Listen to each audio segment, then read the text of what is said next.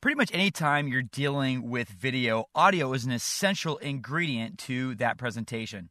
And using audio in Encore actually has a few different twists to it. So let's go ahead and double-click the project panel.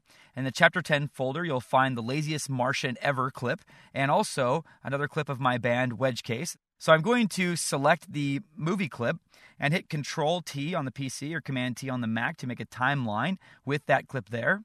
Now again, these icons are very indicative of what's going on here. We have this little film strip that tells us that this is a movie clip. And here with the audio clip, we have a little speaker here that indicates that this is an audio clip. And in the same way, we can preview video by selecting and then hitting the play button. Drapo, you were the laziest man on Mars. We could also select the audio clip and preview that in the same manner. Okay, good enough. Now to add this audio to my project, I could do a number of things. We could add it as audio background for a slideshow. We could have it as an audio background for a menu, which we're going to talk about next. We could also create a second language with this audio track. Or we could just drag it after the end of an existing clip.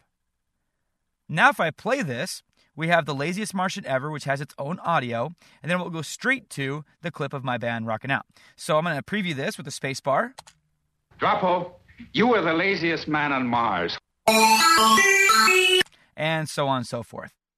Now, there's only one audio track here, but Encore will allow you 8 audio tracks if you're going out to DVD or Blu-ray. To add another audio track, just right-click in this area and select Add Audio Track. And we could also drag this clip to that second audio track. Now, as opposed to Premiere, if you're familiar with the way that works, all the audio tracks are blended together in Premiere, but here in Encore, they are not blended together. Users may select one audio track to use at a time.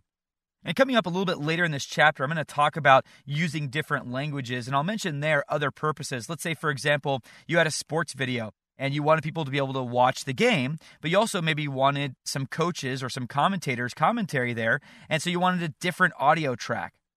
So this is not just for languages, it's also for special features and commentary and that type of thing.